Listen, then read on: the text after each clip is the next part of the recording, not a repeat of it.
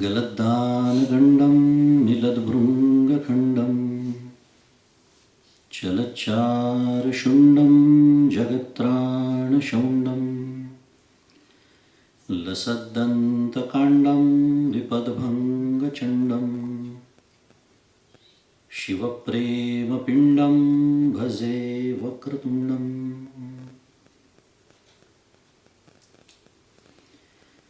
अहं निर्विकल्पो निराकाररूपो विभुर्व्याप्य सर्वत्र सर्वेन्द्रियाणां सदा मे समत्वं न मुक्तिर्न बन्धः चिदानन्दरूप शिवोऽहं शिवोऽहं चिदानन्दरूप शिवोऽहं शिवोऽहम्।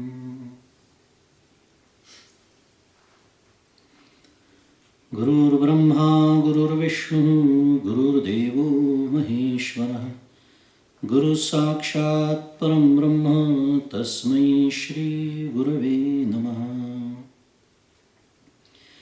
ब्रह्मानन्दं परमसुखदं केवलं ज्ञानमूर्तिं द्वन्द्वातीतं गगनसदृशं तत्त्वमस्यादिलक्ष्यम् एकं नित्यं विमलमचलं सर्वधी साक्षिभूतं भावातीतं त्रिगुणरहितं सद्गुरुं तन्नमामि। श्री सद्गुरुनाथ महाराज की जय। जय जय रघुवीर समर्थ।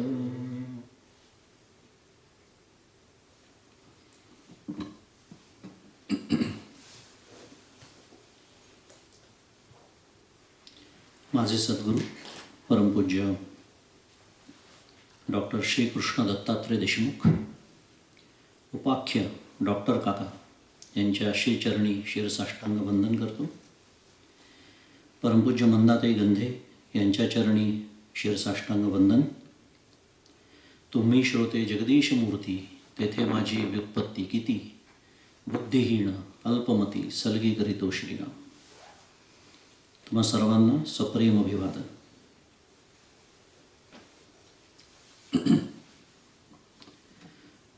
सायन्स नाही स्पिरिच्युअलिटी अँड लाईफ किंवा स्पिरिच्युअलिटी इन लाईफ असं ती म्हणाली। असा आपला हा मूळ विषय आजच्या चिंतनाचा संध्याकाळचे प्रसन्न संध्याकाळ आहे। प्रसन्न यासाठी की आपण आपल्या शाश्वत हिताचा विचार करायला जमलेलो आहोत म्हणून प्रसन्न। अन्यथा संध्याकाळी अनेक उद्योग आपण करू शकतो करत असतो।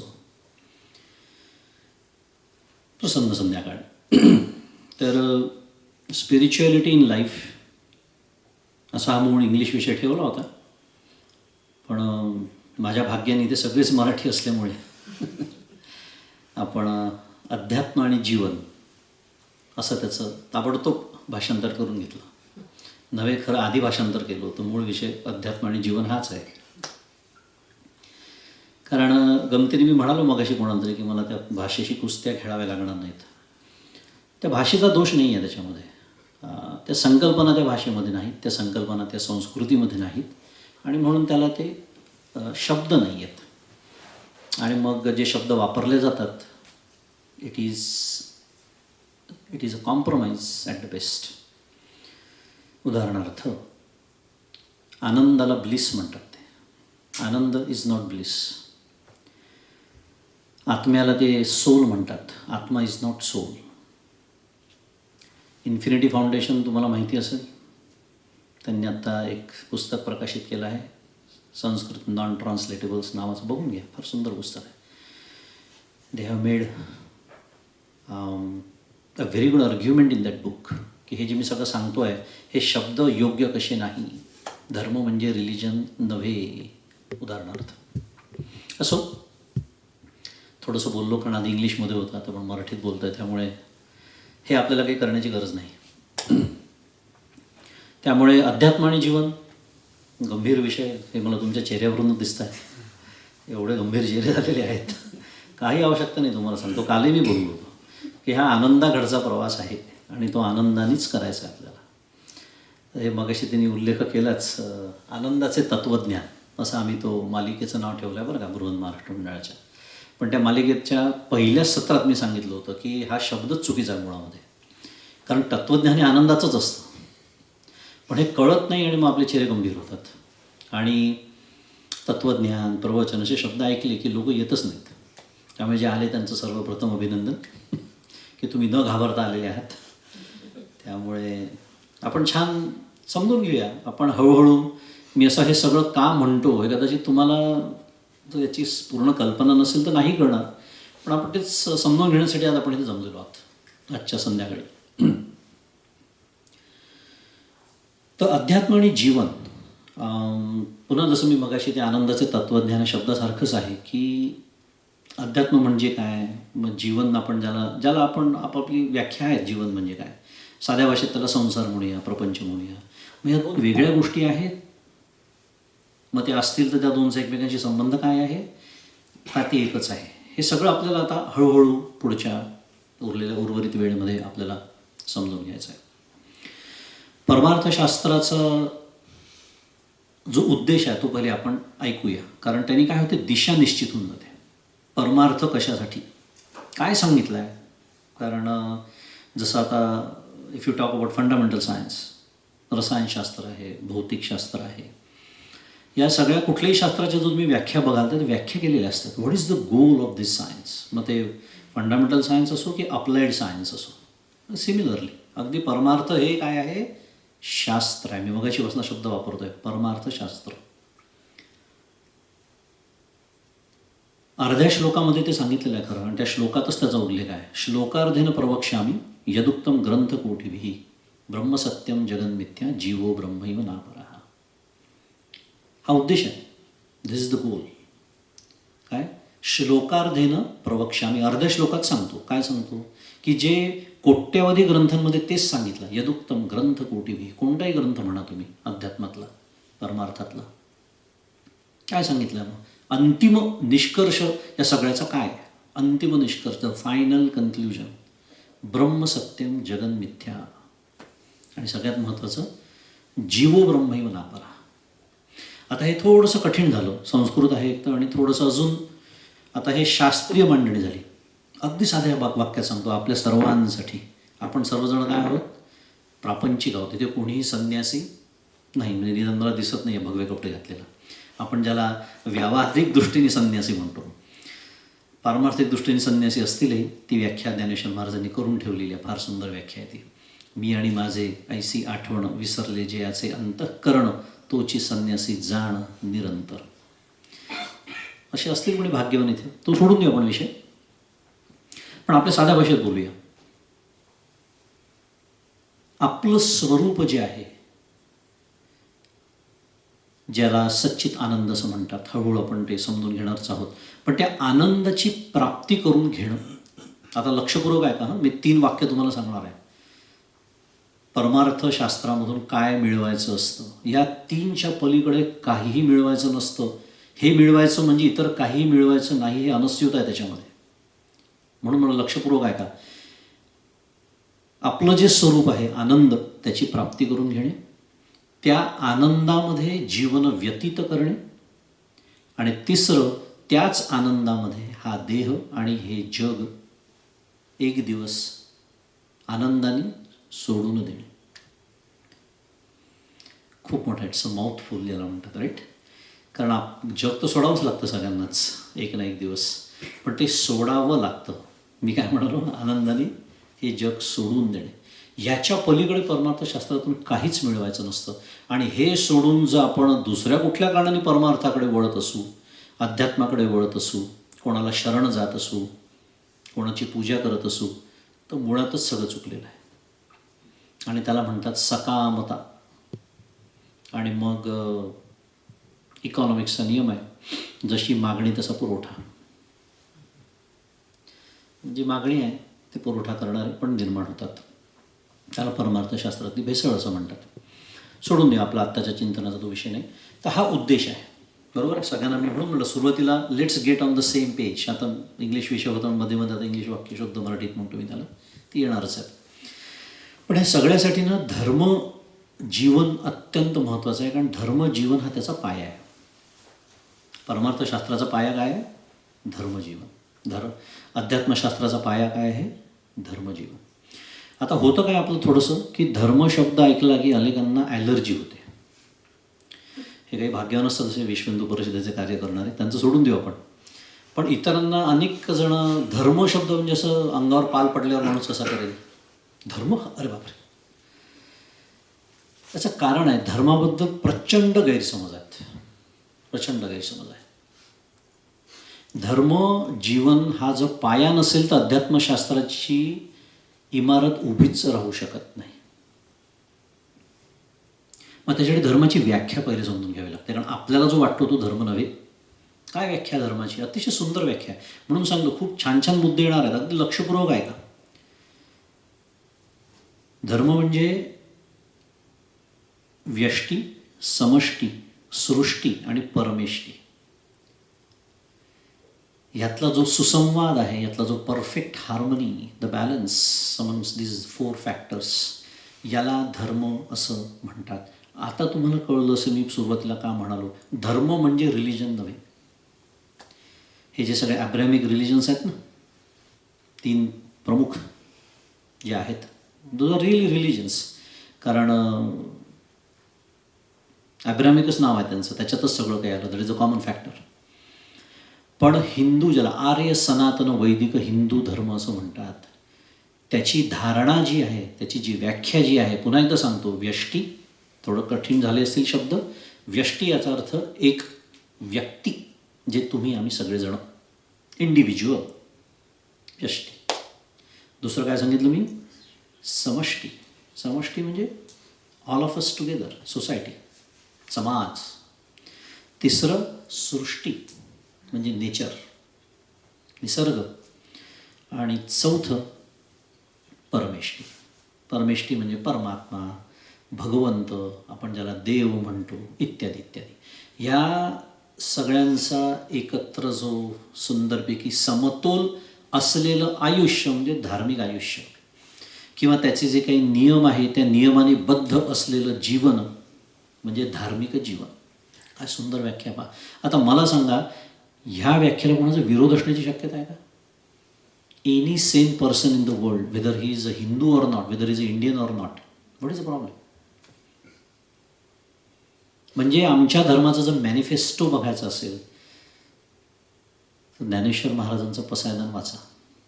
जे खळांची व्यंकटी सांडो, तया सत्कर्मे रती वाढो, भूता परस्परे पडो, मैत्र जीवांचे. काय काय अडचण काय आहे? मग आता मला सांगा, धर्मशब्दाला दचकण्याची काही गरज आहे? काहीच नाही. पण आपल्याला ते धर्म, बरोबर आहे, धर्माचे बाकीचे अंग असतात, त्याचा तो भागही असतो, पण हा मुख्य त्याच्यामध्ये आहे की हे सगळ्या या 3मध्ये परस्पर सुसंवाद हवा, सुसंगती हवी, बॅलन्स हवा. आणि असं जीवन की जे आमच्या आर्य सनातन वैदिक हिंदू धर्म आम्हाला शिकवतो, आणि त्याच्यातनं मग या सगळ्या गोष्टी पुढे येतात. संस्कृती, उदाहरणार्थ आपण ज्याला म्हणतो ना, ही आमची हिंदू संस्कृती आहे, आमची भारतीय संस्कृती आहे, हे त्याच्यातनं बाहेर आलेलं आहे. उदाहरणार्थ आता ह्याच्यातनं अजून 3 गोष्टी आपल्या पुढे येतात. ते 3 नावं तुम्हाला सांगतो, ऐकलेली आहेत तुम्ही, काही नवीन काहीच नाही आहे. त्याला प्रकृती म्हणतात एकाला, एकाला संस्कृती म्हणतात, आणि एकाला विकृती असं म्हणतात. प्रकृती, प्रकृती म्हणजे काय? मी असलं पाहिजे, मी जगलं पाहिजे, मी टिकलं पाहिजे, सगळ्यांना वाटतं की नाही? किंवा अन्न वस्त्र निवारा, बेसिक आपलं ज्या मूलभूत गरजा आहेत आपल्या, की मला खायला अन्न सगळ्यांनाच लागतं. आपण मनुष्य कशाला, मनुष्य तर प्राण्याने लागतं. म्हणजे मला खायला अन्न हवं, मला घालायला कपडे हवे, वस्त्र हवे, आणि डोक्यावरती काय हवं? छप्पर हवं. We need shelter. अन्न वस्त्र निवारा, एवढ्या गरजा भागवणं एखाद्याच्या, याला म्हणायचं प्रकृती. काहीच गैर नाही, ते तर सगळ्यांनाच आहे. ही प्रकृती त्या कुत्र्यालाही आहे, त्या मांजरीला आहे, गाईला आहे, बैलालाही आहे. फक्त त्यातला एक कमी आहे, त्यांना ते छप्पर त्यांना लागत नाही, निसर्गाने त्यांना तसं बनवलेलं. आपल्याला लागतं निसर्गापासून संरक्षण म्हणून, ऊन वारा थंडी पाऊस वगैरे. पण आयुष्य ज्याच्यामध्ये नाट्य आहे, संगीत आहे, कला आहे, खेळ आहे, नीती आहे, न्याय आहे, धर्म आहे, ह्या सगळ्यांनी जे आयुष्य तयार होतं त्याला म्हणायचं संस्कृती. आणि दुसऱ्याचं शोषण आणि निसर्गाचं शोषण, the exploitation of others and exploitation of the nature, द्वेष, मत्सर, हिंसा, जबरदस्तीने धर्मांतरण, माझा धर्म तू स्वीकारत नसशील तर मी तुझा जीव घेणार, या सगळ्याला म्हणायचं विकृती. काय सांगितलं मी आता? एक साधं उदाहरण देतो तुम्हाला. हे कठीण झालं असेल तर अगदी साधं बोलूया. हां, भूक लागली की खाणे, सगळ्यांनाच माहिती आहे. त्यात काय शिकवलं लागतं? शाळेत जातो का कोणी? भूक लागल्यावर खायचं असतं, त्याला काय म्हणायचं? प्रकृती. बरोबर. खाण्याचं काय? हातावर घेऊनही खाता येतं. पोळी भाजी हातावर घेऊन खाता येते की नाही? खाता येते. थेट डब्यात उचलूनही खाता येते. पण भूक लागल्यावर खाणे ही प्रकृती, पण उदर भरण नोहे जाणी जे यज्ञकर्म ही संस्कृती. आता कल्पना करा, आपलं महाराष्ट्रीयन ताट्य किती सुंदर असं. आता इकडला प्रांत आहे सगळं, बहुतांश महिला इकडे बसल्या म्हणून म्हटलं. आपल्या महाराष्ट्रीयन ताट जेव्हा आपण वाढतो एखाद्या दिवाळीत म्हणा किंवा एखाद्या सणाला म्हणा, कुळाचाराला म्हणा, आपण जे एक सुंदर असं ताट वाढण्याची सुद्धा पद्धत असते. आपल्या सगळ्यांना माहिती आहे सर, उजव्या बाजूला काय वाढायचं, डाव्या बाजूला काय वाढायचं, मध्ये काय वाढायचं, ते काय पक्वान्न केलं असेल किंवा पंचपक्वान्न, सुंदर ताट, त्याच्याभोवती रांगोळी काढणं, उदबत्ती लावणं, वदनी कवळ घेता म्हणणं, संस्कृती. आणि माझं पोट भरण्यासाठी दुसऱ्याचा जीव घेणं, विकृती. एवढंच बोलतो, एवढ्यावर थांबतो. तुम्हाला कळलं असेल मला काय म्हणायचं. याला म्हणायचं विकृती. पहा किती, म्हणजे याच्यातनं आपल्याला कळतं की आपल्याला काय दिलेलं आहे आपल्याला भारतीय संस्कृती. नाही ते एकेकाळी सगळेजण गुहेतच राहायचे, homo sapiens. But how did we turn from homo sapiens to human? मनुष्यजन्म मिळालेला आहे. मग अशीच आपण त्याचा सगळा उद्देशही बघितला तर त्याच्यासाठी हे धर्मजीवन महत्त्वाचं आहे. कारण हा तर पाया आहे पुढच्या परमार्थशास्त्राचा. कोणी आला तहानलेला आहे दारावरती, त्याला पाणी देणं प्रकृती आहे. काय त्याच्यात? पण तेच त्याला या बसा, थोडंसं त्याच्यात थोडंसं लिंबू पिळायचं, साखर घालायची, थोडंसं छान ढवळून वगैरे सरबत करून द्यायचं त्याला, ही संस्कृती आहे. आणि नको ते प्यायला देणं. मी जरा सांभाळूनच बोलतो आहे, कारण अजून मला राहायचं आहे नाही तर 2 दिवस. त्याला विकृती असं म्हणतात. म्हणजे स्पष्ट करण्यासाठी छोटी छोटी काही उदाहरणं देतो आहे की फार मोठं नाही. आपल्याला रोजच्या जीवनामध्ये अखंड प्रकृती, संस्कृती, विकृती भेटत असतात. मी कसं वागतोय हे आपल्याला त्याच्यातनं शिकायचं. मी प्रकृती सांभाळतोय का, मी संस्कृती सांभाळतोय का, मी विकृती सांभाळतोय. आणि मग कळतं की काय खरंच आपल्याला मिळालेलं आहे. इथे जे आपल्याला बघायला मिळतं की नाही, आपल्याला नावं नाही ठेवायची, पण दुर्दैवाने यांना नाहीच आहे, इतिहास नाही आहे त्यांना. एवढ्या इतक्या वर्षांची संस्कृती, द सिव्हिलायझेशन ज्याला म्हणतात, जे आम्हाला हजारो वर्षांचा लाभलेलं आहे. आणि म्हणून यांच्या खाण्याच्या ज्या पद्धती आहेत, जिथे खाल्लं जातं, जसं खाल्लं जातं, आता हे नावं ठेवणं नाही आहे, त्यांच्याकडे नाहीच आहे. म्हणून तुम्हाला कदाचित अनुभव असेल, एखादा अमेरिकन मनुष्य तुमच्या घरी आला आणि त्यांनी हे सगळं बघितलं, ज्या पद्धतीने आपण बसतो. पहिली गोष्ट त्यांना तुम्ही, you make a bread every day at home, fresh, how healthy, very nutritious, असं ते आपल्या पोळीचं वर्णन करतात. म्हणजे एकेकाळी पोळ्या वगैरे करायचे लोक त्या पिढीचं बद्दल बोलतात. आणि ते म्हणतात हो आम्ही असं फर्मेंटेड ब्रेड खातो, आता काय करणार, तिकडनं येते ती. गमतीचा विषय सोडून देऊ, पण हे आपल्याला सहज मिळालेलं आहे. त्यांचा विचार सोडून देऊ, आपल्याला मिळालेला आहे ना, आपल्याला काय मिळालं आहे ते तर समजून घ्यायला पाहिजे. आणि मी ते काय टिकवलं पाहिजे. आणि मग आज सगळं विज्ञान आम्हाला उलटं फिरून सांगतं आहे की हो या सगळ्या गोष्टी किती महत्त्वाच्या आहेत शरीरासाठी, देहासाठी, मनासाठी, इत्यादी इत्यादी. आता इथे योगासनाचे बरेच गुरु बसले, ते सांगतीलच तुम्हाला सगळ्या गोष्टींचा शारीरिक काय फायदा असतो. आणि हा जो मी या 3 गोष्टी सांगितल्या, याच्यामध्ये कशाची सोय आहे माहिती आहे का? मगाशी मी जे बोललो त्याची सोय आहे. म्हणून हा मुद्दा मी मांडला. कोणता? पुन्हा एकदा, व्यष्टी, त्याच्यानंतर समष्टी आणि सृष्टी. आता तुम्ही बघा आपल्या भारतीय संस्कृतीमध्ये निसर्गाचा किती विचार केला. वृक्षवल्ली आम्हा सोयरे वनचरे, तुकाराम महाराज म्हणतात. किंवा आपला वटवृक्षाची ती पूजा असेल, झाडांची पूजा, झाडं कापू नका, हे आम्हा भारतीय लोकांना खरं शिकवण्याची गरजच नाही आहे. प्राण्यांना मारू नका सांगण्याची गरजच नाही, आमच्या संस्कृतीचा भागच आहे तो याच्याचसाठी आहे. या 3 मधला मी मगाशीच म्हणालो ना, जो एक सुसंवाद आहे, the perfect balance, the harmony, तोच तो धर्म आहे, तोच धर्म आहे. आणि म्हणून धर्म म्हणजे रिलिजन नव्हे. रिलिजनमध्ये म्हणजे आमचा ग्रंथ सर्वश्रेष्ठ, आमचा धर्म म्हणजे रिलिजन सर्वश्रेष्ठ, तो मान्य करा, बऱ्या बोलांनी मान्य करा, नाही तर जीवाला मुकाल. हे असं आम्ही कधीच कोणाला म्हणत नाही, कारण हे ज्याला मान्य आहे तो आमच्या दृष्टीने हिंदूच आहे. आता बघा कसं असतं, हे सगळं करताना तुम्ही कुठल्याही देवाची पूजा करा, कुठल्याही ग्रंथावर तुमचा विश्वास असू द्या, आम्हाला काहीच फरक पडत नाही. म्हणून तर हिंदू धर्म सहिष्णू जो समजला जातो ह्याच दृष्टीने समजला जातो. आम्ही सर्वे सुखिनः सन्तु सर्वे सन्तु निरामया असं म्हणतो. फक्त हिंदू निरामय व्हावे, हिंदू सुखी राहावे असं म्हणतो का आपण कधीच नाही. हे विश्वची माझे घर, कुठल्याही संतांचं घ्या तुम्ही, हेच सांगतात आहेत ते. ही आमची भूमिका आहे. तर हा धर्म जीवनाचा जो पाया आहे हा फार महत्त्वाचा आहे. आणि मग शेवटचा जो एक विचार राहतो तो म्हणजे परमेष्ठी, जो आपला आजचा म्हटलं तर मुख्य विषय, ज्याला परमार्थ म्हणता येईल, ज्याला भगवंत म्हणतात, ज्याला परमात्मा म्हणतात, त्याला प्रसन्न करून घेणे. आणि आपण अध्यात्म आणि जीवनाचा विचार करतो, म्हणजे खरं विचार केला ना तर स्पिरिच्युअलिटी अँड लाईफ, आपण जो मूळ इंग्लिश विषय घेतला होता, म्हणजे this two are interdependent things at the worst and inseparable things at the best. का म्हणतो ते पाहूया. कारण आपल्या या आर्य सनातन वैदिक हिंदू धर्मानी, म्हणजेच वेदांनीच, म्हणजेच वेदांतानी, म्हणजेच उपनिषदांनी, म्हणजेच भगवद्गीतेनी, म्हणजेच दासबोधानी, म्हणजेच ज्ञानेश्वरीनी, म्हणजेच विवेक चुडामणीनी, म्हणजेच विचारसागर रहस्यानी, म्हणजेच पंचदशीनी, वेगवेगळे नावं घेतोय.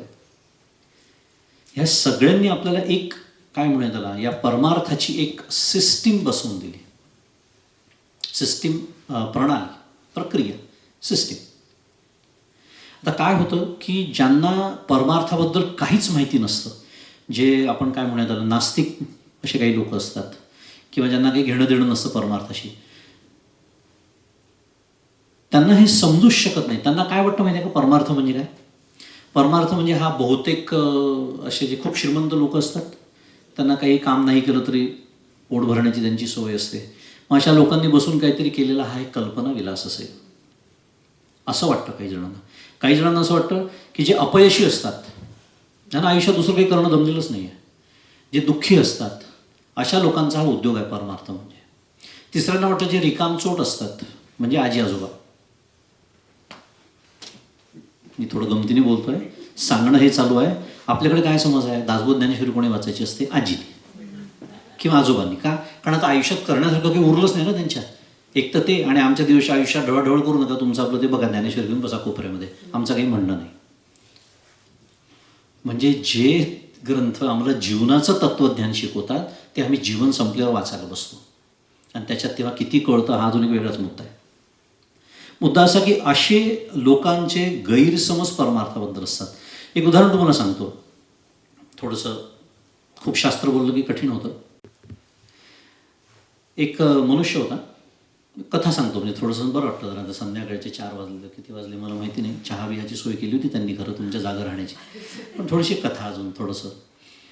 तर एक मनुष्य असतो, तर एक मित्र असतो, त्याला तो म्हणतो, सर आपण फुटबॉल, म्हणजे इथे अमेरिकेत त्याला सॉकर म्हणतात, आपण सॉकरची हे बघायला जाऊ, खेळ बघायला जाऊ, मॅच बघायला जाऊ. तर तो जातो मित्राबरोबर. बसतात ते आपले तिथे, त्यांना दिसतं मैदानावरती ते काय चाललेला असतो तो खेळ वगैरे. तो थोडा वेळ बघतो, अर्धा पाऊण तास, आणि तो मग खूप अस्वस्थ होतो. तो थोडासा श्रीमंत मनुष्य असतो, दिलदार असतो. तो मित्राला म्हणतो की हे काही चाललं नाही, बरोबर नाही आहे. तो जातो सरळ, तो काही बोलायच्या आत हा सरळ थेट मैदानातच जातो. खेळ थांबतो. हा कोण आला, हा प्रेक्षकांमधनं, म्हणजे सगळे प्रेक्षकही बघायला लागतात स्टेडियममधले काय चाललेलं आहे. तो म्हणतो हे जे हे काही योग्य नाही आहे, तुम्ही हे या काय एका टीममध्ये किती असतात मला माहीत नाही, 7, 8, 12, 11 लोक निकडले, तुम्ही असं करा, मी तुम्हाला सगळ्यांना एक बॉल विकत घेऊन देतो, भांडू नका एका बॉलसाठी. श्रीमंत असतो तो, ताबडतो तर ते काय ऑर्डर देतो आपल्या सेक्रेटरीला, प्रत्येकाला एक बॉल देऊन टाक, भांडण्याची काही गरज नाही. कशा हसलात तुम्ही? हे जितकं हास्यास्पद आहे किंवा मी गेलो होतो परवा एका संगीताच्या मैफिलीला, माझ्यावर एक मित्र आला होता. आपले शास्त्रीय संगीत, ज्याला शुद्ध मराठीत क्लासिकल म्युझिक असं म्हणतात, मैफिलीला मी गेलो होतो. तो आपलं छान सुंदर सुरू होते, म्हणजे तो एक राग कलावती तो गात होता आणि छान एक बंदिश होती आणि आळत होता. तर हे आमचे मित्र, अर्धा झाला, पाऊण तास झाला, तो मला कानात मला म्हणतो, काय प्रॉब्लेम काय म्हणे यांचा? म्हणलं का बरं, तुला काय झालं? इतकं छान गाणं चाललं आहे. नाही म्हणे, वही विसरले का म्हणे? म्हणलं का बरं? अर्धा तास झाला एकच वाक्य गातात म्हणे. हे संगीतातले तज्ज्ञ, जसा तो खेळातला तज्ज्ञ होता, हा संगीतातला तज्ज्ञ. ही कथा सांगितली मी कशासाठी? अध्यात्मातले तज्ज्ञ, मगाशी मी ज्यांचं वर्णन केलं, ज्यांना वाटतं अध्यात्म आणि परमार्थ हे या लोकांचा उद्योग आहे, हे त्या फुटबॉलचा मॅच पाहणारा तो ती व्यक्ती आणि हे संगीताचे मैफिल किंवा ते ऐकणारा, त्यांची जी अवस्था असते, कारण त्या क्षेत्रातलं ज्ञान काहीच नाही, काहीच ज्ञान नाही. आणि त्याच्यामुळे हे असं बोलणं होतं थोडक्यामध्ये. त्यांचं आपण सोडून देऊया. पण ही जी सिस्टीम आहे, मी मगाशी म्हणालो की एक प्रणाली तयार केली आहे परमार्थशास्त्राने, ती आपण समजून घेऊया की काय नेमकं ती सिस्टीम आहे. कारण अध्यात्म, आता सारखं मी मगाशीपासून शब्द वापरतोय कारण पुन्हा आपले त्याच्याबद्दल गैरसमज असतात बरेच. अध्यात्मशास्त्र किंवा परमार्थशास्त्र. अध्यात्म म्हणजे काय? अध्यात्म शब्दामध्ये दोन शब्द आहेत, अधि आणि आत्म किंवा आत्मा. आता हा जो आपल्या प्रत्येकाच्या देहामध्ये काय आहे? भगवंत आहे. ईश्वर सर्व भूतानं हृदयेषु अर्जुन तिष्ठति. भगवद्गीता आपल्याला सांगते किंवा तैसा हृदयामध्ये मी रामू असता सर्व सुखाचा रामू की भ्रांतासी कामू विषयावरी माऊली म्हणते. वेगवेगळं थोडक्यामध्ये आपल्या सर्वांच्या हृदयस्थ परमेश्वर आहे. त्याला आत्मा असं म्हणतात, त्याला ब्रह्म असंही म्हणतात. कालच बोललो होतो, आत्मा शब्द अजून एक शब्द ज्याने दचकतात लोक. Thanks to again WhatsApp university. अगाध ज्ञान वाटप चालू असतं रोज व्हॉट्सॲपवरती. कारण असो, तर त्याला आत्मा असं म्हणतात. आणि तो आत्मा या देहाला अधि म्हणजे पुढे करून प्रकट होतो. It manifest it self. म्हणून या देहालाच अध्यात्म म्हणतात. हे सुद्धा आपल्याला माहीत नसतं. या देहालाच अध्यात्म म्हणतात. आणि या देहामध्ये तो जो ते जे ब्रह्मतत्व आहे, ते जे आत्मतत्व आहे, त्याचा अनुभव घेण्याचं जे शास्त्र, त्याला अध्यात्मशास्त्र असं म्हणतात. हे सडनली एव्हरीथिंग मेक सेन्स. पुन्हा आपण बघतच नाही ना, त्या जसं त्या सॉकर खेळण्याचं झालं तसं आमचं परमार्थाच्या बाबतीत होतं. ह्याला म्हणायचं अध्यात्मशास्त्र. आणि ह्याची प्रणाली म्हणजे ही कशी सिस्टीम डेव्हलप झाली?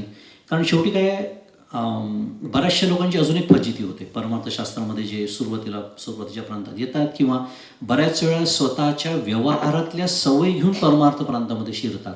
त्याच्यामध्ये अहंकार हा एक फार मोठा भाग असतो. कारण मी कुठेतरी यशस्वी असतो, कोणीतरी व्यवहारामध्ये मी खूप यशस्वी असतो, खूप पैसा कमावलेला असतो, मला लोक यशस्वी समजतही असतात. मग त्यामुळे मला समजणार नाही असं एकही क्षेत्र या जगात नाही असं माझा समज असतो. आणि ती रजोगुणाची बुद्धी घेऊन मी परमार्थ प्रांतामध्ये येतो. मग अशा लोकांची समस्या काय होते? आता माझे सद्गुरू, ही जी सिस्टीम आहे, ही जी प्रणाली आहे, त्याच्याबद्दल एक वाक्य आहे. पहिले माझ्या सद्गुरूंचं वाक्य सांगतो, मग या लोकांचं आपण काय होतं बघूया. ते म्हणतात की know the system, know the system, use the system, get the results and forget the system. आता इंग्लिश वाक्य झालं.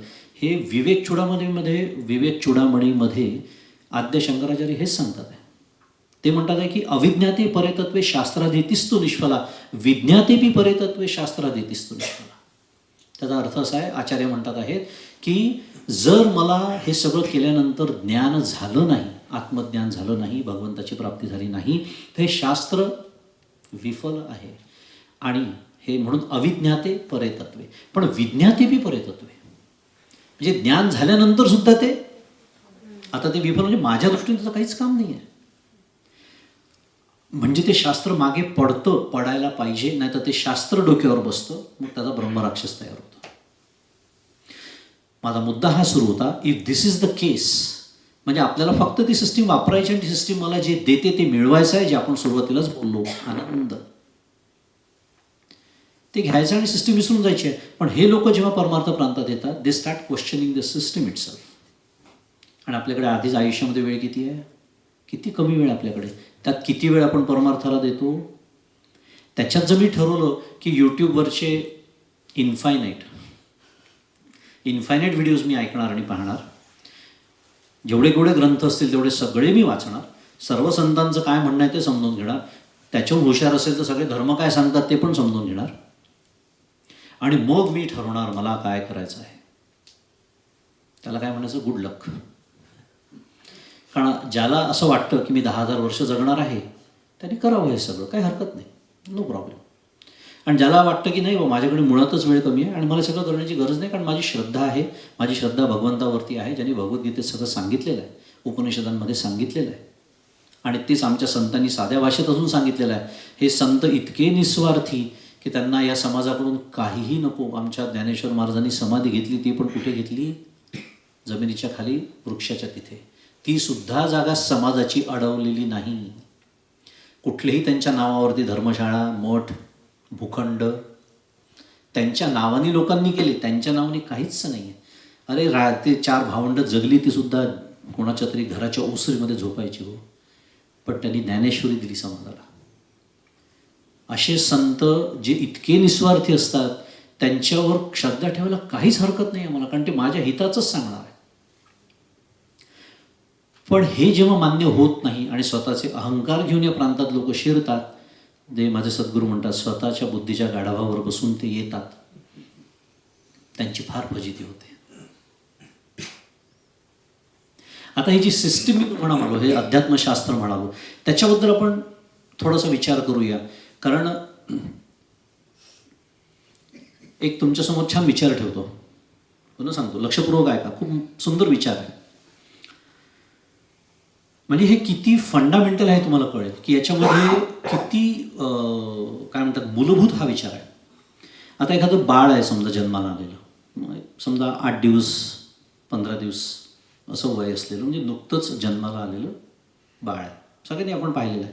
भले आपलं बाळ आपल्याला आठवत नसेल आपण एवढे लहान असताना, पण बाळ आपण बघितलेलं आहे. आता ते जे मूल असतं छोटंसं, ते जन्माला आल्यावर रडतं, आपल्या सगळ्यांना माहिती आहे. नसेल तर त्याला रडवलं पण जातं. ते असतील मेडिकलचे एक्सपर्ट्स, ते सांगतील का बरं. पण हे मूल रडतं, तर हे का रडतं ज्याचा माझ्या सद्गुरूंनी अभ्यास केला. का? कारण ते डॉक्टर होते. ते म्हणाले माझ्या अध्यक्षतेखाली हजारो मुलं जन्माला आली, गमतीने म्हणतात ते. तर हे मूल जेव्हा रडतं की नाही, हे लहान मूल, तर ते 3 कारणांनी रडतं असं त्यांच्या लक्षात आलं. आता मी मुद्दाम का सांगतो तुम्हाला, 8 दिवसाचं मूल किंवा 15 दिवसाचं मूल, कारण त्याला काहीच कळत नसतं, त्याला आईसुद्धा कळत नाही स्वतःची, ह्या जगाचं तर ज्ञान सोडूनच द्या. पण त्याला 3 गोष्टींनी ते रडतं हे मात्र निश्चित. कोणत्या गोष्टींनी रडतं? एक तर भूक लागली की रडतं, बरोबर आहे, स्वाभाविक आहे. त्याला आई कळत नाही, आईचं दूध म्हणजे काय कळत नाही, बाहेरचं अन्न म्हणजे काय कळत नाही, त्याला एवढंच कळतं. काय कळतं त्याला? आता त्याला कळतं सुद्धा म्हणावं की नाही शंका आहे, कारण त्याला त्या वयात खरं त्याला काहीच कळत नसतं आपल्या म्हणण्याप्रमाणे, पण एवढं निश्चित कळतं त्याला, काय? भूक लागली की रडतं ते. म्हणजे काय आहे? तिथे एक प्रेरणा आहे. कशाची? मी असलो पाहिजे, मी टिकलो पाहिजे, मी जिवंत. त्याला ह्यातलं टिकणं, असणं, जिवंत राहणं हेही कळत नाही. हे शब्दही त्याच्या शब्दकोशात नाही, कारण शब्दच नाही, तिथे भाषाच नाही, पण ती प्रेरणा मात्र निश्चित आहे. आणि ती प्रेरणा त्याला रडायला लावते. अरे तू रड म्हणजे तुला काहीतरी मिळेल, दूध मिळेल आईचं. दुसरं, त्याचं दुपटं ओलं झालं, म्हणजे आजकालच्या भाषेत डायपर भरलं. दुपटं, आपण सगळ्यांना दुपटं माहिती आहे, आपल्या वेळचे दिवस ते. थोडक्यात ते ओलं झालं की थंडी वाजते, किंवा काय पूर्वीच्या काळचे ते पाळणे असायचे जाड दोरीचे, तर ते टोचायचं, काहीतरी असं त्याच्या सुखाला बाधा निर्माण झाली की ते रडतं. सांगता येत नाही विचारायला काय झालं आहे. मग त्याच्यावर आई त्याच्यावर काहीतरी उपाय करते, कधी बरोबर असतात कधी चुकीचे असतात, पण या दुसऱ्या कारणाने ते रडतं. म्हणजे त्याला हे पण कळतं की पुन्हा त्याला सुख म्हणजे काय, माझ्या सुखाला बाधा येते, हे काहीच कळत नाही, पण ती प्रेरणा त्याला ती रडायला लावते की तू रड म्हणजे ते काहीतरी करतील आणि तुझे हे जे काही त्रास तुला ज्या गोष्टीमुळे होतोय तो दूर होईल, म्हणजे तुला पुन्हा तू जसा सुखात होता छान त्या दुपट्यात मुरडावून ठेवलेला गरम गरम तसा राहशील. आणि तिसरं, चाहूल लागेन अशी झाली की ते बाळ रडतं. अंधार पडला, एकदम दिवे गेले, आईचा स्पर्श त्याला जो जाणवायचा तो जाणवेसा असा झाला, अशी ते भिरभिर भिरभिर त्याचे डोळे, आपण म्हणतो ना बाळाची नजरी स्थिरावलेली नसते तरी ते भिरभिर बघत असतं, टकमक बघत असतं, वेध घेण्याचा प्रयत्न करत असतं. आणि हा वेध घेणं जेव्हा बंद होतं काही कारणाने, त्याच्यात अडथळा निर्माण होतो, तेव्हा ते बाळ रडतं. मी तुम्हाला काय सांगण्याचा प्रयत्न करतोय, 3 बेसिक इन्स्टिंक्ट्स. आपण सध्या माणसाबद्दल बोलूया, ऑफ अ ह्युमन बिंग. म्हणजे किती फंडामेंटल ही गोष्ट आहे, किती फंडामेंटल आहे की हे बाळ की ज्याला काहीही कळत नसतं, त्याला शब्द म्हणजे माहिती नाही, त्याला भाषा माहिती नाही, त्याला जगाचं काही ज्ञान नाही, पण ते बाळ जेव्हा रडतं तेव्हा या 3 कारणाने रडतं, कारण त्याच्या पाठीमागे या 3 प्रेरणा आहेत. मी असलं पाहिजे, मी टिकलो पाहिजे, मी जगलो पाहिजे, ज्याला अस्ती असं म्हणतात. मला हे सगळं कळलं पाहिजे. आजूबाजूचं त्याचं ते वेध घेणं सुरू असतं, त्याला भाती असं म्हणतात त्याला, कारण ज्ञानाची जी प्रवृत्ती तिथपासून आहे आपली, मला कळलं पाहिजे. आणि तिसरी त्याच्या सुखाला बाधा येते, त्याला प्रिय असं म्हणतात. म्हणजे 3 शब्द झाले, अस्ति, भाती, प्रिय. हे 3 काय आहेत, या प्रेरणा आहेत. आता प्रश्न असा निर्माण होतो, या 3 प्रेरणा येतात कुठून? आता आपल्याला शास्त्राला शरण जावं लागतं, कारण माणसाची बुद्धी इथपर्यंतच काम करू शकते. पण हे मुलाचं झालं, मुलाचं सोडून देऊया, आपला विचार करूया. आपण आता जिथे सगळेजण बसलेलो आहोत आणि माझी श्रद्धा आहे जागृत अवस्थेत आहोत. तर लक्ष्मीधर कवी म्हणून आहेत, अद्वैत मकरंद, त्यांचा छोटासा ग्रंथ आहे, फार सुंदर आहे. त्याच्यामध्ये ते म्हणतात, अहमस्मी सदाभामी कदाचित नाहम प्रिया ब्रह्मैवात मतसिद्धम सच्चिदानंद लक्षणम. काय सुंदर श्लोक आहे बा. संस्कृत आहे पण समजून घेतलं की कळेल. Fundamental thought, listen to it. अहम अस्मी, संस्कृत म्हणजे काय, मी आहे. गंभीर विषय, मी मुद्दाम थांबलो. हे साधं वाक्य आहे पण फार गंभीर वाक्य आहे. उदाहरणार्थ मी तुम्हाला सगळ्यांना विचारतो, मी नाही असा अनुभव घेतला का कोणी? असेल तर हात वर करा, मी त्याला वंदन करायला मी तयार आहे. मी नाही असा अनुभव कोणी घेतला का कधी? It is such a fundamental experience again and a constant experience that we don't even think about it. हो या 24/7 म्हणजे जाग आल्यापासूनचा पहिला क्षण, झोपेचा तो शेवटचा क्षण आहे, तोपर्यंत मी आहे हाच अनुभव आहे आपल्याला. मी गमतीने अनेकांना उदाहरण सांगतो.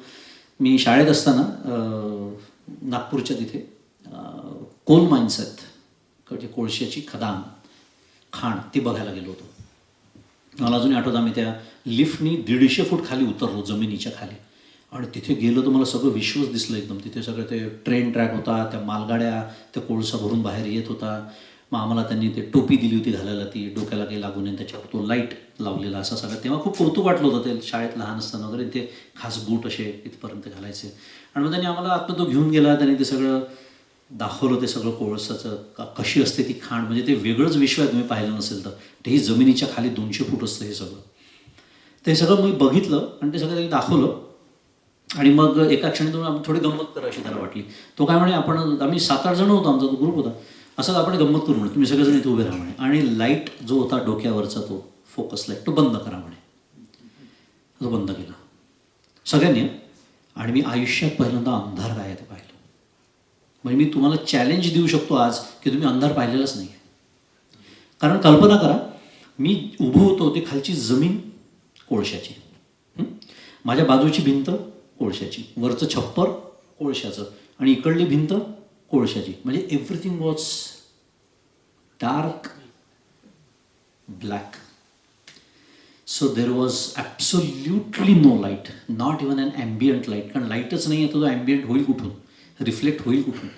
मी आयुष्यात पहिल्यांदा अंधार, म्हणजे मी स्वतःचा देह मला दिसत नव्हता, माझे कपडे दिसत नव्हते. हे सगळं मी का सांगतोय तुम्हाला? पण अशाही अवस्थेमध्ये मी आहे असंच मला वाटत होतं. माझा मुद्दा तो सुरू होता, मी नाही असा अनुभव कोणीच घेतलेला नाही आहे. आता प्रश्न असा निर्माण होतो, अखंड मला मी आहे असाच अनुभव आहे. बरं, माझ्या वाक्यात अजून दुसरा एक भाग आहे, बरं पार्ट आहे त्याचा, तो आला तुमच्या लक्षात आला असेल तर. नुसता मी आहे नाही, त्याचं मला ज्ञान आहे, मला कळतंय ना मी आहे म्हणून. अहमस्मी सदाभामी. आणि तिसरा, कदाचित नाहम प्रिय, मी कधीही स्वतःला अप्रिय नाही. फार सुंदर, कसं वेदांत विचार करतो का. मी आहे, मला अखंड माझं भान आहे, म्हणजे मला ज्ञान आहे माझं, आणि मी अखंड स्वतःला प्रिय आहे. हो, अगदी आत्महत्या करणारा माणूससुद्धा फार जबाबदारीने विधान करतो आहे, कारण त्याच्या सुखाला कुठेतरी बाधा येते आणि म्हणूनच तो आत्महत्या करायला प्रवृत्त होतो. आता आपल्याला प्रियत्वच आहे. आता काही लोक मला असून प्रिय असतात, काही नसून प्रिय असतात. काही असतात ना नातेवाईक, आपण मुद्दाम त्यांना उशिरा लग्नाची पत्रिका पाठवतो, म्हणजे लग्न झाल्यावरती मिळावी. आपण सगळे बिलंदर लोक आहोत, सगळे प्रयोग करत असतो आपण. म्हणजे पाठवल्याचं पुण्य तर मिळतं, पण तोपर्यंत लग्न होऊन गेलेलं असतं त्यांना मिळेस्तोवर. म्हणजे ते मला नको असतात लग्नात आलेले त्या एखाद्या कार्याला. अशा लोकांना म्हणतो आपण नसून प्रिय. शास्त्र म्हणतं ती प्रियच आहेत, पण ते नसून प्रिय आहेत. आणि काही असून प्रिय आहेत अर्थातच. ते त्यांना आता आपण म्हणजे घरी घेऊन येतो गाडी पाठवून वगैरे, की नाही आमच्या कार्याला तुम्ही आलंच पाहिजे वगैरे.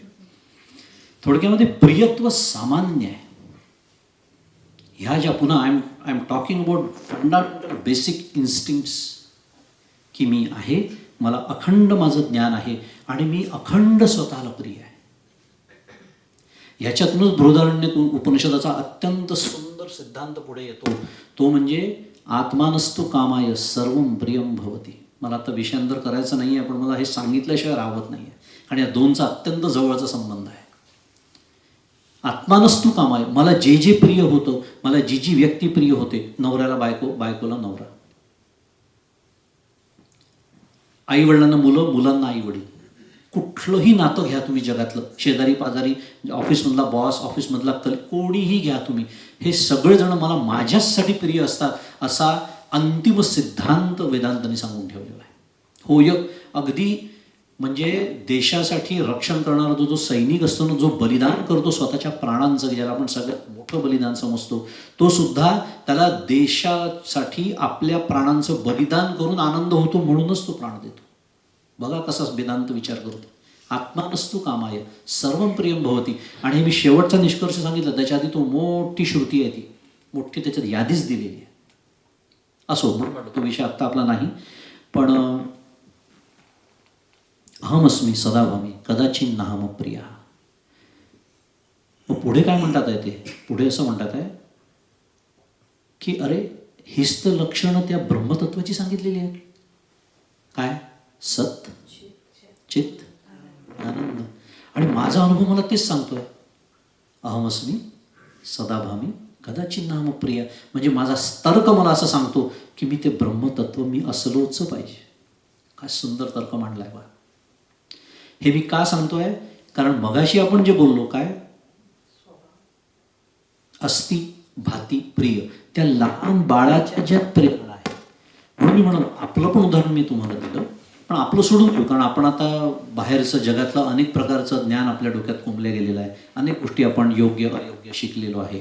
पण त्या बाळाला तर काहीच नाही. पण त्या बाळाच्या सुद्धा प्रेरणा त्याच आहेत. याचा अर्थ आपल्या जर हृदयामध्ये आणि त्या बाळाच्या हृदयामध्ये असं काहीतरी सामान्य असलंच पाहिजे की त्याच तीन प्रेरणा देतात आहे आपल्याला. आणि त्या तीन प्रेरणा म्हणजे त्या ह्याच आहेत. तर ह्या जे अस्थिभातीच्या त्या प्रेरणा आहेत, त्या येतात कुठून? तर त्या सत, चित आणि आनंद त्याच्याकडून येतात. आणि या सच्चित आनंद, ज्याला ब्रह्म असं म्हणतात, ज्याला आत्मा असं म्हणतात, हेच माझं स्वरूप आहे. आणि या सच्चित आनंदाचा उरलेला थोडेसे 5-10 मिनटं, मला वाटतं वेळ आता आहे, किती वेळ मला माहिती नाही आहे, पण त्याचा विचार आपण करू शकतो. सत आपण बोलतो आहे, सत याचा अर्थ निरपेक्ष अस्तित्व असा होतो. निरपेक्ष अस्तित्व. आपण सगळ्यांना अस्तित्व आहे की नाही? म्हणजे मी पुन्हा तेच म्हणलं, आपण जागृत अवस्थेत आहोत या असं गृहीत धरून मी बोलतोय. आपल्याला अस्तित्व आहे की नाही? आता ह्या क्षणी सुद्धा आपण अस्तित्वात आहोत. बरं, आपलं अस्तित्व सोडून देऊया. समजतं आपल्याला की एक समजा 100 वर्षापूर्वी आपण नव्हतो आणि 100 वर्षापर्यंत नंतर आपण नसणार. मुद्दाम मी 100 म्हटलं, म्हणजे ऐकताना बरं वाटतं जरा. आलं लक्षात? नाही, 100 बद्दल म्हणालो मी. थोडं जर म्हणलं तर असं वाटतं की हे जवळ आले का काय, सारखं आपलं ते मरणाची आठवण करून देतात वगैरे. 100 वर्ष, 100 वर्षापूर्वी नव्हतो, मान्य आहे सगळ्यांना. 100 वर्षांतर नसणार, सगळ्यांना मान्य, अगदी निर्विवाद वाक्य आहे. पण हे जगताचा जर विचार केला तर जग आता पृथ्वीचं काय, काही कोट्यावधी वर्षाचं आयुष्य आहे पृथ्वीचं, झालेलं आणि उरलेलं. पण कितीही तुम्ही म्हणा, तुम्ही त्याला बिलियन म्हणा का त्याला ट्रिलियन म्हणा, हे जग एकेकाळी नव्हतं, बरोबर? आणि काही ट्रिलियन वर्षानंतर, कोट्यावधी वर्षानंतर ते नसणार आहे. याला सापेक्ष अस्तित्व म्हणतात. म्हणजे कधीतरी नव्हतं, आता आहे, कधीतरी नसणार, याला म्हणायचं सापेक्ष अस्तित्व. असं ज्याचं अस्तित्व नाही त्याला म्हणायचं निरपेक्ष अस्तित्व. जग नव्हतं तरी ते आहे, जग आहे तरी ते आहे, एक दिवस जग नसेल तरी ते आहे, त्याला म्हणायचं सत. निरपेक्ष अस्तित्व आहे.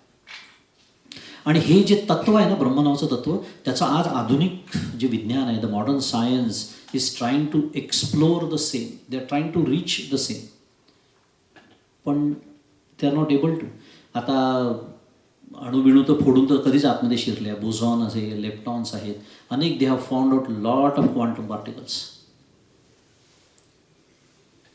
पण the modern science has realise one thing today, की if you want to know the real truth, then it cannot be independent of an observer.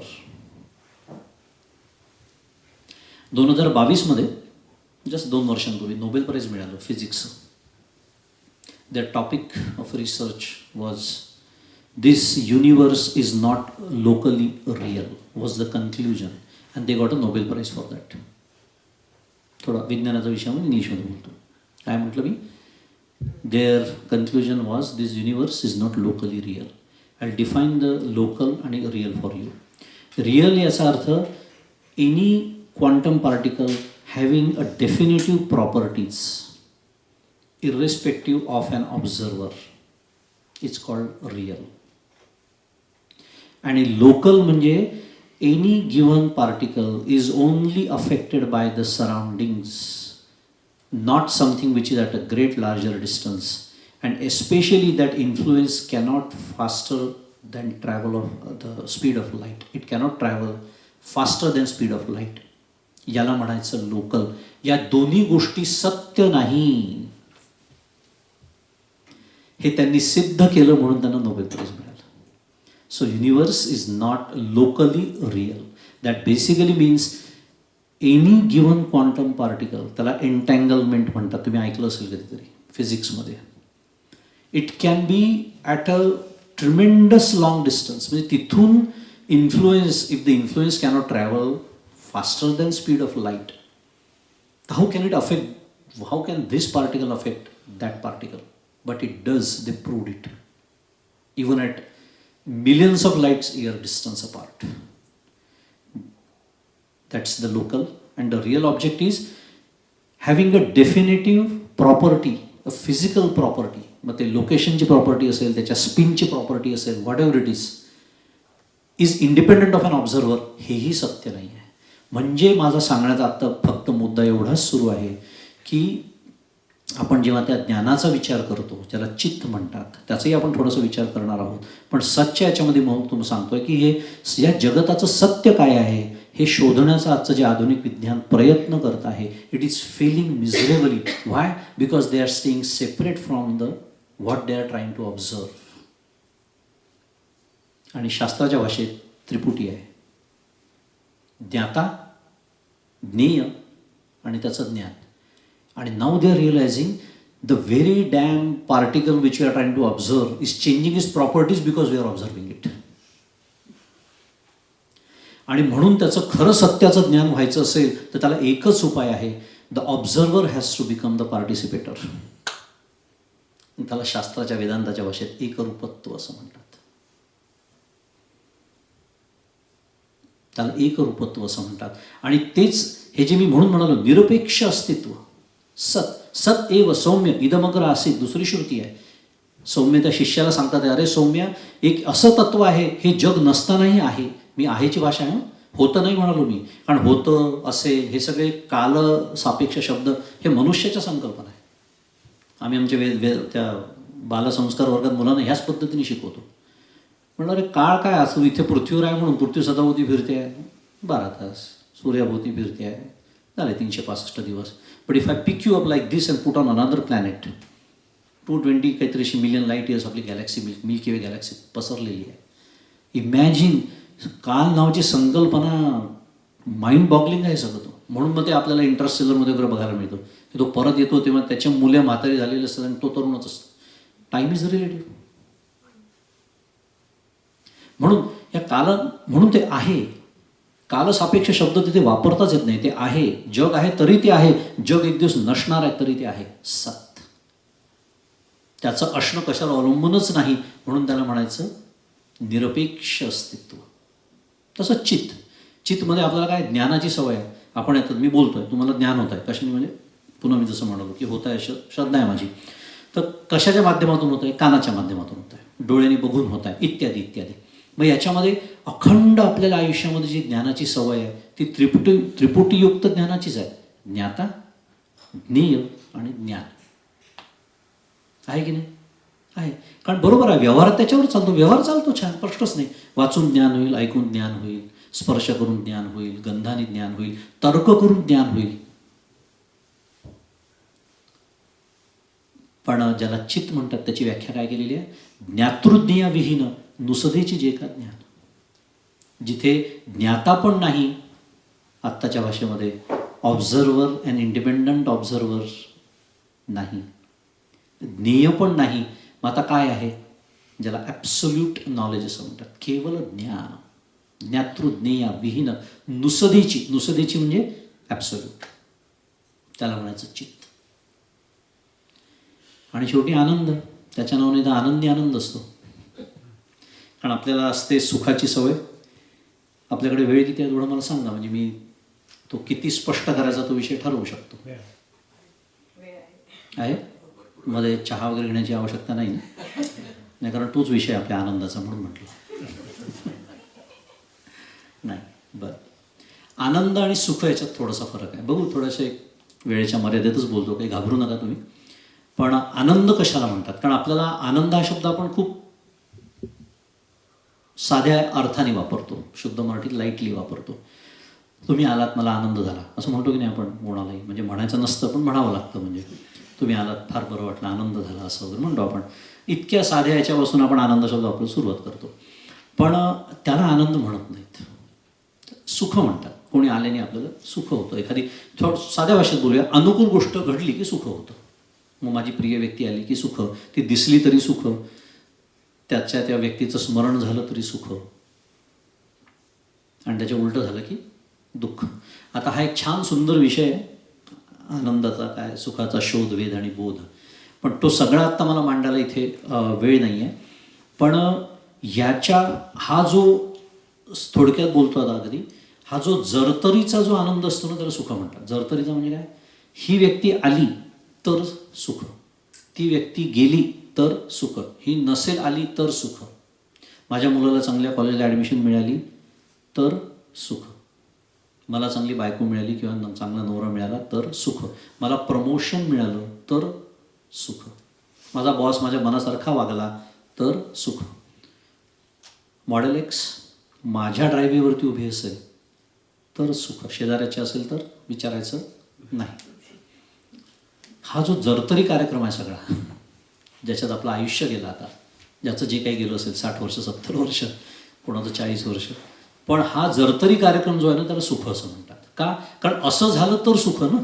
म्हणजे थोडक्यात मी जसं साध्या भाषेत बोललो, अनुकूल गोष्ट घडली तर सुख, प्रतिकूल घडली तर काय? अर्थातच दुःख. ह्याला सुख म्हणतात.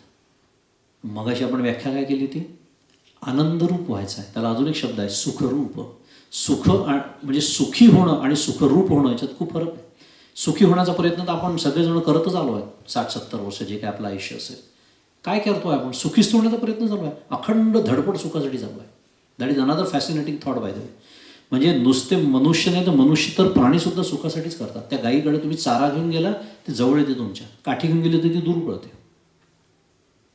त्या कोंबडीचा जीव घ्यायला गेले तुम्ही स्वतःचं पोट भरायला, मग अशी मी बोललो होते, ती सुद्धा दूर पळते. कारण ते अन्न माझ्यासाठी बनवलेलंच नाही आहे देवाने. पण मी जोंधळ्याचं कणीस कापायला गेलो ते जागेवर उभं राहतं, कारण परमेश्वराने ते अन्न माझ्यासाठी बनवलेलं आहे. मुद्दा एकच आहे, त्यांना सुद्धा कळतं सुख म्हणजे काय आणि दुःख म्हणजे काय. माणसाला तर कळणारच आहे. अखंड सुखासाठी धडपड चालू आहे माझी. पण मगाशी मी जसं म्हणालो की ज्ञातृज्ञेयाविहीन किंवा निरपेक्ष अस्तित्व, तसं निरपेक्ष सुख म्हणजे आनंद. म्हणून म्हणलं तो पूर्ण विषय मांडायला मला वेळ नाही, पण एकच विषय तुम्हाला फक्त विचारतो, काही 2-3 प्रश्न उपस्थित करतो आणि आपण थांबवू याचा विषय. काही प्रश्न असेल तर तुम्ही नक्कीच विचारू शकता. उदाहरणार्थ आपल्याला आता मगाशी म्हणून मी चहाचा विषय काढला, तो एवढ्यासाठी काढला की त्या कल्पनेने पण लोकांना बरं वाटतं. नुसता शब्दाने इतका तो आवडतो. म्हणजे छान कल्पना करा, वाफाळलेला गरम गरम चहा आलं विलं घातलेला, छान वाटलं ना नुसत्या कल्पनेने. तर आता चहामधनं आपल्याला सुख मिळतं असं आपल्याला वाटतं की नाही. तर आता तिथे ठेवला आहे, तिथे तो मग म्हणजे जार मला इथनं दिसतोय, भरपूर चहा त्याच्यामध्ये आहे, सगळ्यांना चहा आवडतो असं अनेकांच्या चेहऱ्यावर मला दिसलं. मी तुम्हाला तो पूर्ण आणून देतो जार सगळा, आणि तो पूर्ण तुम्ही संपवा असं जर मी तुम्हाला म्हटलं, कसं वाटेल? करा, कल्पना करा. आपण विचारच करत नाही. जर चहामध्ये सुख आहे तर 1 कप चहाने मला जेवढं सुख झालं त्याच्या 10 पट व्हायला पाहिजे, कारण त्याच्या 10 कप चहा आहे. प्याल का तुम्ही? का नाही पिणार मग? याचा अर्थ चहात सुख आहे, कुठेतरी गडबड आहे की नाही? झाली ना सुरुवात. म्हणून म्हणून मला आता हा विषय मांडायला जास्त वेळ नाही, कारण स्वतंत्रच विषय, फार सुंदर विषय आहे, पण तुमच्यासमोर फक्त काही प्रश्न उपस्थित करून ठेवतो. आता 10 पट सुख का नाही मग होत तुम्हाला, जर त्याच्यात सुख आहे तर? त्या मॉडेल एक्स मग अशी मी बनवून, त्या कारमध्ये जर स्वयंभू सुख देण्याचं सामर्थ्य असेल तर ती माझ्या ड्रायव्हरवर असली काय आणि शेजाऱ्याची असली काय, सुखच व्हायला पाहिजे. शेजाऱ्याची असेल तर बरोबर आहे, हे माहिती आहे मला काय धंदे करून पैसे कमवतात. तुझ्याशी काय संबंध आहे? तू मॉडेल एक्स घेऊ शकला नाही, तुझी खूप इच्छा आहे, ती त्यांनी घेतली, मग माझी ती मळमळ बाहेर पडते, ज्याला मत्सर आपण ज्याला म्हणतो, जेलसी शुद्ध मराठी. मग का बरं? त्या जर कारमध्ये सुख देण्याचं सामर्थ्य असेल, ती कार कुठेही असली तरी मला सुखच व्हायला पाहिजे. याचा अर्थ माझी सुखाची व्याख्या चुकत चाललेली आहे. Is the point. दुसरा प्रश्न उपस्थित करतो तुमच्यासमोर. तुम्ही घरी जाऊन सगळेजण रात्रीचे झोपणार आहातच. काही भाग्यवान असतील ती इथेही जमत असेल, त्यांना डोळे उघडे ठेवून, तर काही सांगता नाहीत, काही जणांना ती कला साधली आहे म्हणे, असं मी ऐकलं म्हणजे इतक्यात, की जे डोळे उघडे ठेवूनही ते मॅनेज इट. सो एनिवे, ते भाग्यवंत असे काही आहेत, त्यांना सोडून देऊ आपण. पण घरी जाऊन सगळेजण झोपणार आहेत, बरोबर. आपण जेव्हा रोज रात्री झोपतो आणि सगळ्यांना झोप हवी हवीशी वाटते, इतक्या की आपण डॉक्टरकडे जाऊन गोळ्या घेतो झोप नाही लागली तर. कारण काय? सुख होतं की नाही झोपेमध्ये? आता प्रश्न हा आहे, काय होतं झोपेमध्ये? मी विचारलं तर चहा होता का? श्रीखंड होतं, पुरणपोळी होती, उत्तम संगीत होतं, काही सुगंध होते, तुमच्या प्रिय व्यक्ती होत्या, काय होतं झोपेमध्ये? काहीच नव्हतं. सुख झालं? हो. म्हणजे माझं पुन्हा काहीतरी सुखाबद्दलचं गणित चुकत चाललेलं आहे. हे माझेच अनुभव मला सांगतात. काही कोणी आणून तुमच्या गळ्यात माळ घालत नाही आहे, माझेच अनुभव आहे. पण मी कधी माझ्या जीवनाकडे असं डोळसपणे बघतच नाही. आणि मग आता प्रश्न उरतो शेवटी, मग सुख म्हणजे काय? मग माऊली, मग तिथे आता वेदांताना आणि संतांना शरण जावं लागतं, कारण माझी बुद्धीने इतके दिवस मला प्रश्नाचं उत्तर नाही दिलेलं आहे. मग माऊली त्याची व्याख्या करते. किंबहुना सोय जीव आत्मयाची आहे, तेथे जे काय होय तया नाम सुख. काय व्याख्या केलेली आहे? किंबहुना सोय जीव आत्मयाची आहे, ज्या क्षणी जीव ब्रह्मरूप होतो, जिथून आपण आजच्या बोलण्याची सुरुवात केली, उपक्रम आणि उपसंहारची एका वाक्यता होते. काय? आनंद जे माझं स्वरूपच आहे त्याचा अनुभव घ्यायचा आहे, आनंदाने जीवन जगायचं आहे, आणि एक दिवस आनंदाने हा देह आणि हे जग सोडून द्यायचं. सोडून द्यायचं आहे, इतरांचं सुटतं, तो भाग वेगळा. म्हणजे त्यांच्याकडनं सोडून घेतलं जातं. आनंदाने सोडायचं आहे, कारण एक दिवस जायचं तर आहे. मग रडत कशाला जायचं? आनंदाने जा. आम्ही जातो अमुच्या गावा, अमुचा राम राम घ्यावा, असं म्हणण्याची ताकद त्यांनाच येते, त्या संतांनाच येते ज्यांनी याचा अनुभव घेतलेला आहे. कारण आनंद हे माझं स्वरूपच आहे. मग जीव जेव्हा ब्रह्मरूप होतो, मग याचा अर्थ असा होतो, शेवटचा मुद्दा, आणि आता मी थांबतो आहे कारण माझ्याकडे वेळ, आपल्याकडे वेळ कमी, हा पूर्ण वेगळा विषय. मी मगाशीच म्हणालो, साधी गोष्ट आहे की जर ज्ञानेश्वर महाराज असं म्हणत असतील की जीव ब्रह्मरूप झाल्यावर जे काही होतं तया नाम सुख, आणि मला जर चहातून सुख आहे असं वाटत असेल, मला त्या गाडीतून सुख मिळत आहे, मला असं झालं की सुख, मला तसं झालं की सुख, आणि झोपेमध्ये काही नसताना सुख, याचा अर्थ त्या विषय सेवनाच्या वेळी किंवा गाढ झोपेमध्ये असं काहीतरी होत असलं पाहिजे जे ज्ञानेश्वर महाराज म्हणतात आहे ती प्रक्रिया पूर्ण होत असली पाहिजे. म्हणून एक क्षणभर का होईना मला सुखाचा अनुभव येतो आणि म्हणून तो चहा हवा असं वाटतो. आज एकच कप लागतो पण उद्या पुन्हा लागतो. आज 10 कप नाही पिऊ शकत. हा फरक आहे सुख आणि आनंदामध्ये. आनंदाचं तसं नाही आहे. सुखाचा वीट येतो, चहाचा वीट येतो, श्रीखंडाचा वीट येतो. आनंदाचा कधीच वीट येत नाही. सुख परतंत्र असतं, आनंद स्वतंत्र असतो. म्हणून तुकाराम महाराज ज्यांच्या आयुष्यामध्ये, माझ्या आयुष्यात जे आहे त्यातलं काहीही नसलेले तुकाराम महाराज जे म्हणतात, आम्ही सदैव सोडके तो चोर आम्हा धाके. आम्ही इतके गरीब आहोत की चोराला आमची भीती वाटते. यांच्या घरात गेलं काहीच मिळत नाही, असेच कस्टमर रात्रभर मिळत गेले तर माझं काय म्हणतो. किंवा बाईला कर्कशात, त्याची बायको कशी होती, सगळं चरित्र आपल्या डोळ्यासमोर आहे. पण इतकं आपल्या दृष्टीने वाईट आयुष्य असलेले तुकाराम महाराज स्वतःचं वर्णन करताना म्हणतात, आनंदाचे डोही आनंद तरंग, आनंदाची अंग आनंदाचे. आणि हे सगळं माझ्याकडे असताना माझा चेहरा बघितलं लोक म्हणतात, काही प्रॉब्लेम आहे का आयुष्यामध्ये, काही झालेलं आहे का. इतकी दरी पडते हो संतांच्या जीवनामध्ये, त्यांच्या अनुभवामध्ये आणि माझ्या अनुभवामध्ये जीवनाच्या. का पडते? कारण त्यांना आनंदाची प्राप्ती झालेली आहे, ते सुखरूप झालेले आहेत, ते आनंदरूप झालेले आहेत आणि मी अखंड सुखाच्या मागे धावतोय. आणि जो सुखी होण्याचा प्रयत्न करतो, शेवटचा मुद्दा वेदांताचा सिद्धांत आहे, त्याला दुःखी व्हावंच लागतं. कारण मी चित घेतो आणि पट घेत नाही असं म्हणण्यासारखं आहे. ते एकाच नाण्याच्या 2 बाजू आहे. जो सुखी होतो त्याला दुःखी व्हावंच लागतं. आणि म्हणून संत, म्हणून शास्त्र, म्हणून वेदांतशास्त्र, म्हणून परमार्थशास्त्र जिथून आपण सुरुवात केली, हे ध्येय आपल्यासमोर ठेवत आहे. काय? आनंदरूप होण्याचं, सुखी होण्याचा प्रयत्न आता बंद करायचा आहे आपल्याला. आपल्याला सुखरूप होण्याच्या प्रयत्नाला सुरुवात करायची आहे. आणि त्यालाच म्हणतात खरी अस्सल परमार्थाची केलेली सुरुवात. आनंदरूप व्हायचं आहे. आणि असं आनंदरूप आपण सर्वांनी व्हावं अशी सदिच्छा मी माझ्या सद्गुरूंच्या चरणी व्यक्त करतो. आणि आजचं हे जे चिंतन आहे ते सद्गुरूंच्या चरणी माझ्या अर्पण करतो आणि थांबतो. श्री सद्गुरुनाथ महाराज की जय. जय जय रघुवीर समर्थ.